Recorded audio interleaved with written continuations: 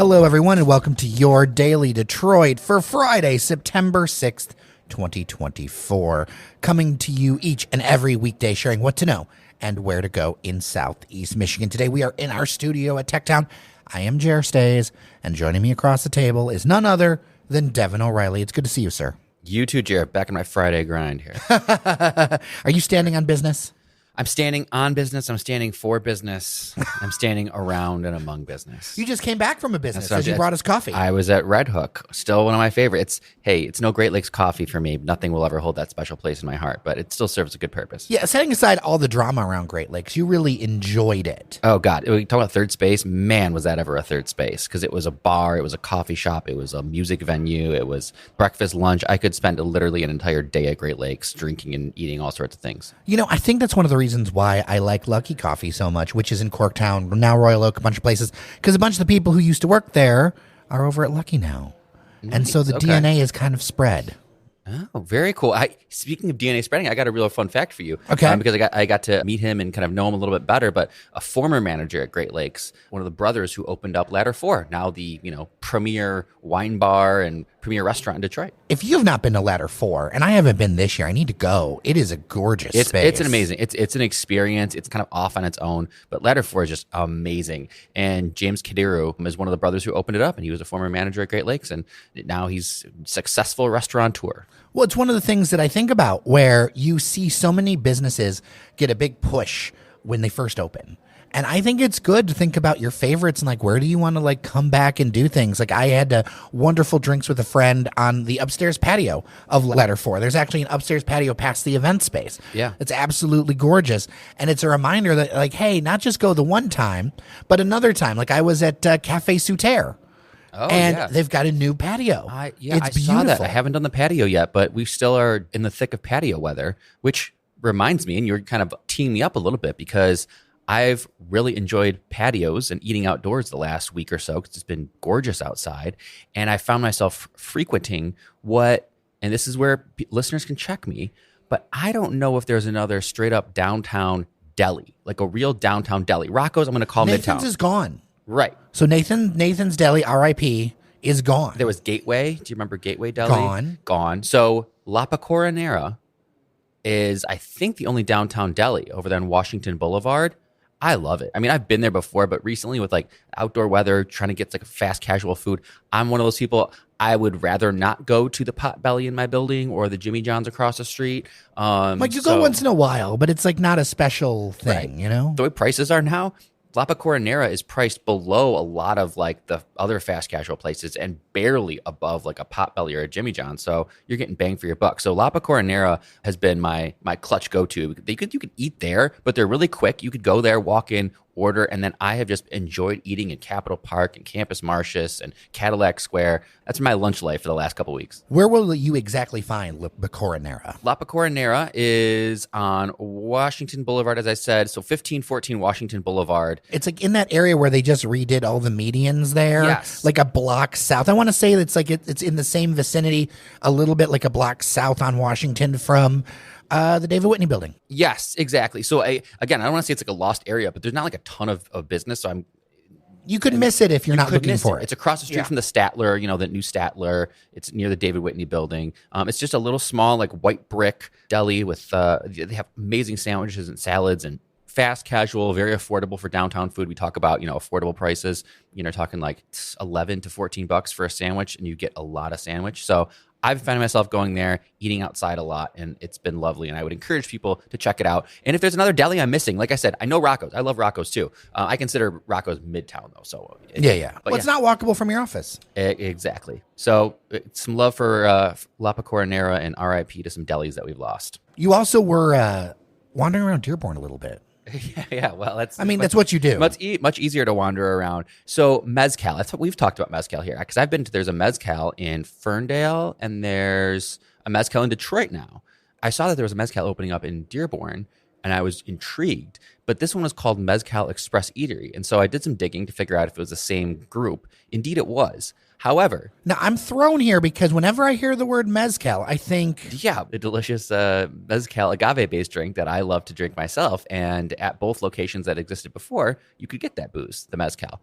This is more of an express eatery, as they're calling themselves. So upon kind of checking out the space, it's really cool. Really nice, vibrant colors, clean, like really, really nice looking space, but no booze. It's expressed in the sense that it's kind of a great grab and go. There's not a ton of like ambiance, not that there should be, because it's like, it's made for people like maybe lunch crowd, quick dinner after work, grabbing something. They have a great menu. I mean, everything from like birria, tacos, bowls, burritos. I got the Mezcal burrito, which had like steak and cheese. It was really good. It's definitely more than just kind of traditional Mexican food, as you'd call it. They've got desserts, the tres leches cake, flan, all that. So really cool. No booze, but this is definitely going to be added to my after work pickup quick dinner list if I've got an event or something like that. Check it out. It's a little bit hard to find, which is why I kind of wanted to bring it up, because it's on Michigan Avenue, but it's kind of off to the side, off of Michigan Avenue in West Dearborn on Howard Street. So kind of Howard kind of juts off of Michigan Avenue. It's right by the Buffalo Wild Wings. So I guess that's like, kind of a demarcation in downtown West Dearborn. So it's right near the Buffalo Wild Wings. Okay. Well, Devon, I've been to the Love Building. Okay. Well, this seems like getting a steamy episode here. Well, actually it's about showing love. But when I saw the Love Building and the font of their design and everything, let me back up a little bit. I've spent a little bit of time in Core City lately. Really cool up-and-coming neighborhood. Yeah, for sure. And there's a couple places that I visited in the last couple weeks. The most recent was the Love Building.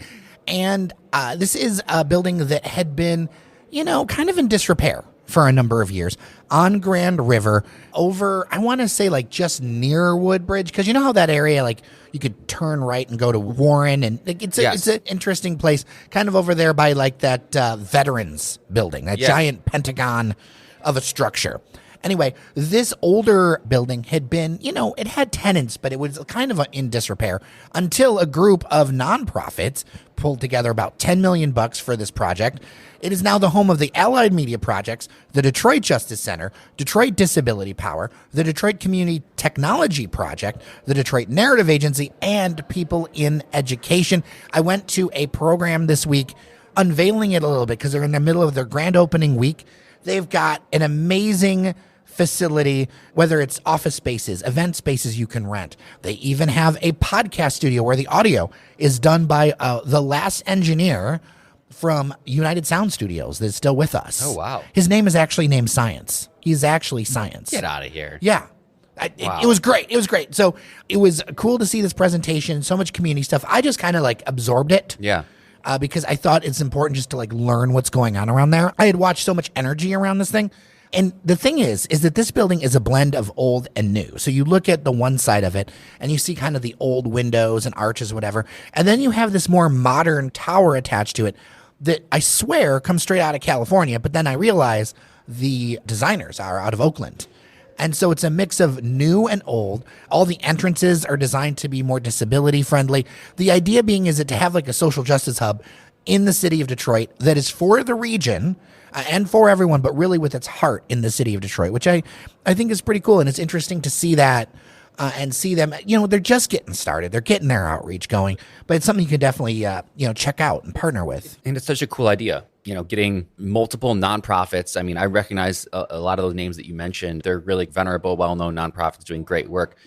Collaboration approach to revitalizing neighborhoods, buildings, creating spaces. I think it's just fantastic. I know some of them even are working. I know Allied Media and I think another one that you mentioned are really working on that digital divide, which is a huge, huge issue. I mean, it comes up all the time, is bridging that digital divide and that gap that exists between Detroiters and even, frankly, entire neighborhoods that just don't have the digital access. So I know that some of those folks are working on that, and it's a great place to do it. So having a hub to enact some of their work, I think is fantastic. And it's a great place to do it in that Core City area. And I love the idea of these organizations working together to create sustainable systems, whether it's their building, looking at some of the things in the presentation about how they're going to work together to leverage funding, to really look at things and say, hey, how can we, although our focus is about social justice and our focus is about doing good in the community, it takes resources to make those things happen. So how do we work together to spread those resources, to be stronger together?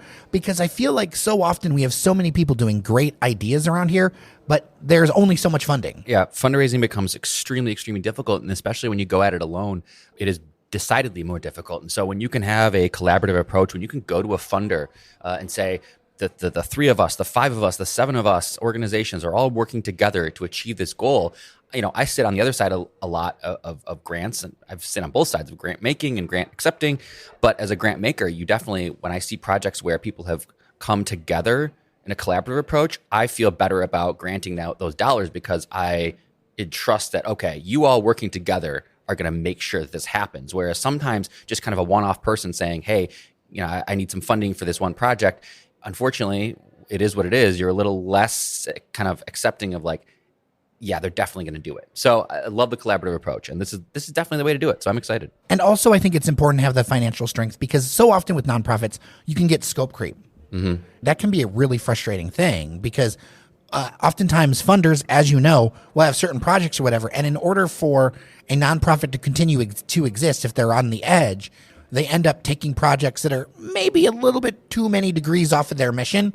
And then all of a sudden you end up with nonprofits that started to do one thing and end up doing something completely different. Mm-hmm. It is a balance. I know it's difficult to walk because I know you are on the granting and receive grant side, but that's also a real reality of like, well, let's look at the data of what needs. And then there's a lot of people on the ground going, oh, I can see what needs to happen. Yeah. Right? It's a balance. Or the silo effect where people are doing similar work in different areas of the city, perhaps, and then they're all going after grants. And it's like, look, if you were all working together on this, you'd know who's doing what and be able to find your true lane. So having all these nonprofits working in the same space definitely eliminates that. Yeah.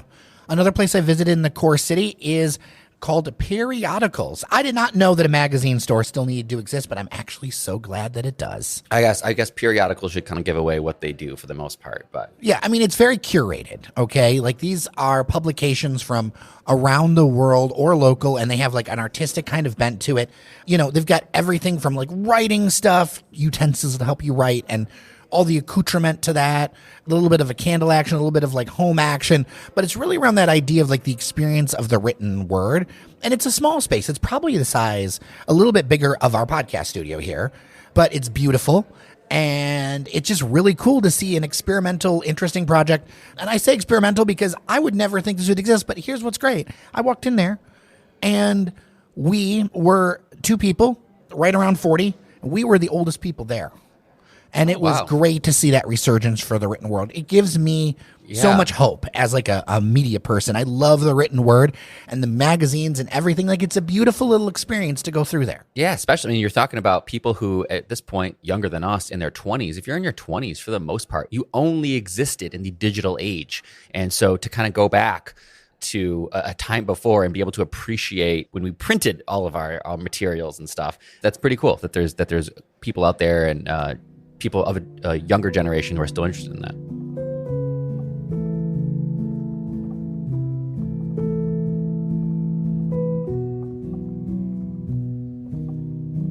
All right, Devin. I don't know how else to say this. We're going to get to the not fun, no good portion of the show right now. Well, I don't want people to not listen. So it's not fun, but I think it's important to have. Yeah. So I've mentioned on the air my dog Gabby and what she's been going through, a surgery. I want to say thank you to the people who sent kind notes and support. It's really been over the top and been so wonderful. She's been the studio dog before we moved to Tech Town. One of my favorite pictures ever is you and her and everybody. You were wearing your Pingree Detroit, your Hazen Pingree shirt. Was that one of her old fizz fights or something like that? Yeah. And it was her Uncle Randy, Uncle Devin, Uncle Fletcher, and me just enjoying at the old garage studio. I've had her since just before the pandemic, bribed on the west side of Detroit with some chicken nuggets and then became, my dog. And we've been through so much. We've been through the garage fire. We've been through a lot of personal loss through the pandemic. I can't imagine going through without her. Almost every script of the show has been written in one way or another. Like she's been around. Yeah. And you know her. Yeah. Everyone knows her. Well, we went through that surgery and we found out that she has aggressive breast cancer. And we have a couple of months, maybe, left together. I am shattered. When I got her, I thought she was like a year old, 2 years old or something. You never know with a foundling. No. And I figured, we had like a few years left. I lost her sister who had made it into her high teens, Raina, a year and a half ago. Well. And I was like, I know that you never know what happens, but maybe there'll be a few years. I got really lucky on the dog linked lottery with Raina. And we're not going to be so lucky with Gabby. It turns out she's probably older, 3 or 4 when I got her. And this has been really, really difficult news to get. It turns out that Bob Barker was right to spay and neuter your pets. Now, this is something that I recently learned. I want to share this for other people because I didn't know this. And of course, I didn't have any control over it. I got her when I got her. And it's not something you think about. No, it's totally not.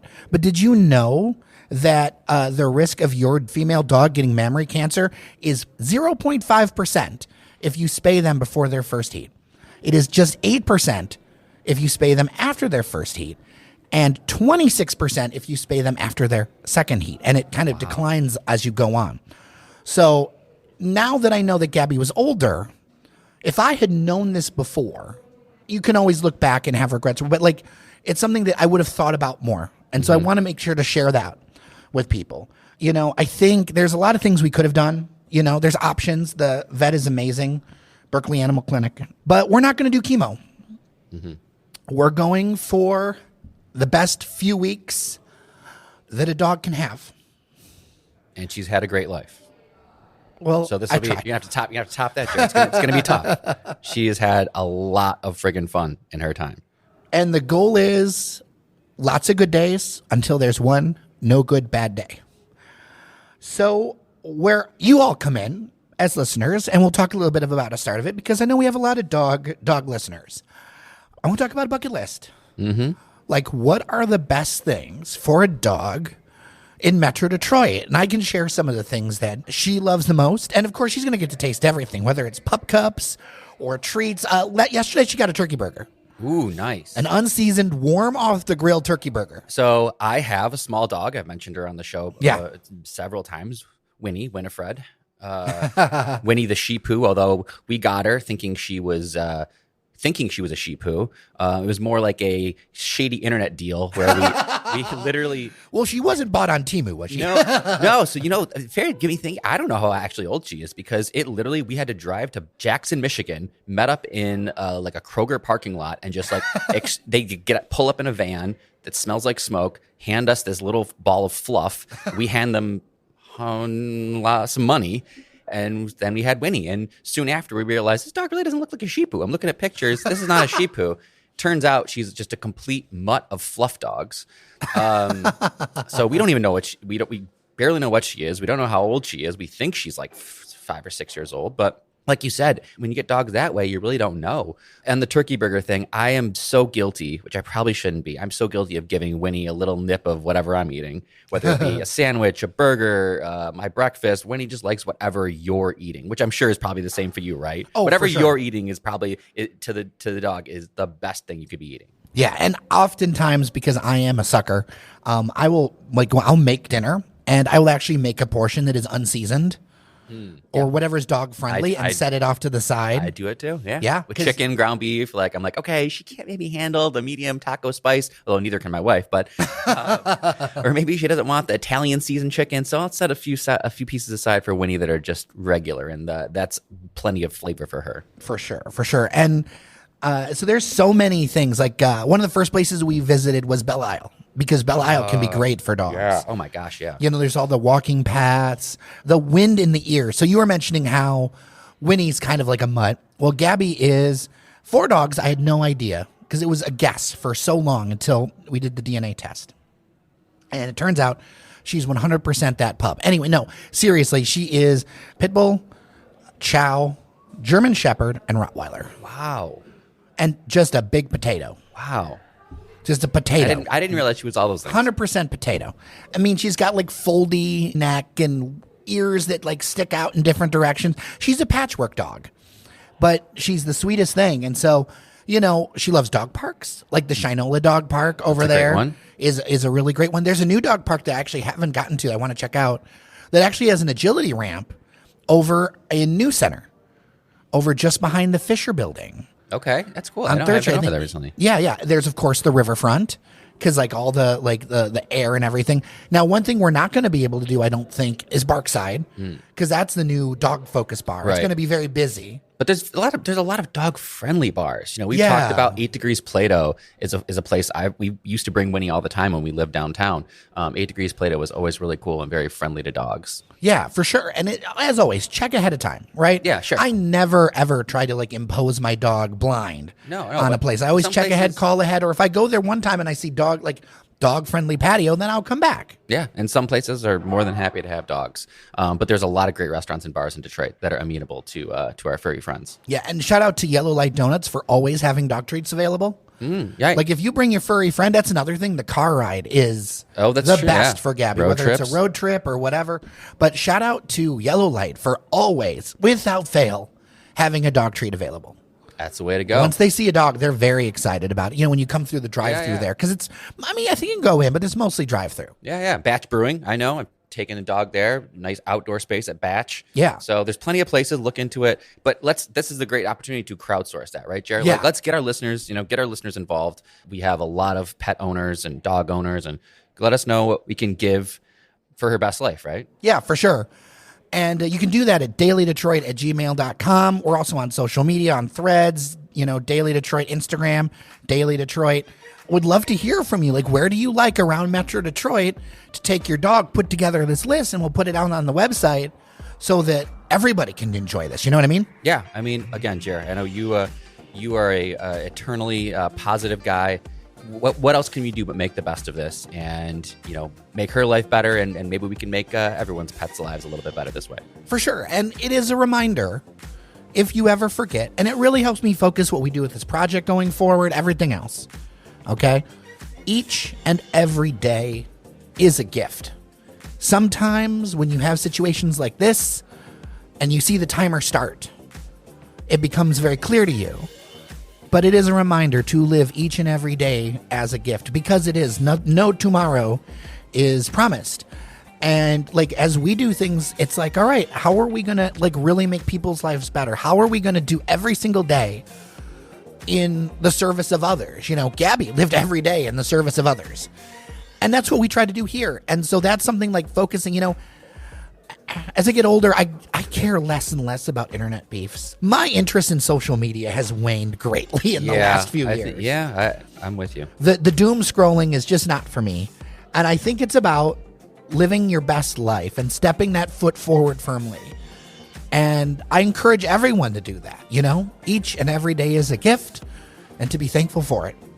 So with that, I'm Jer Stays. I'm Devon O'Reilly. Thank you so much for listening. Remember that you are somebody, and we'll talk next week.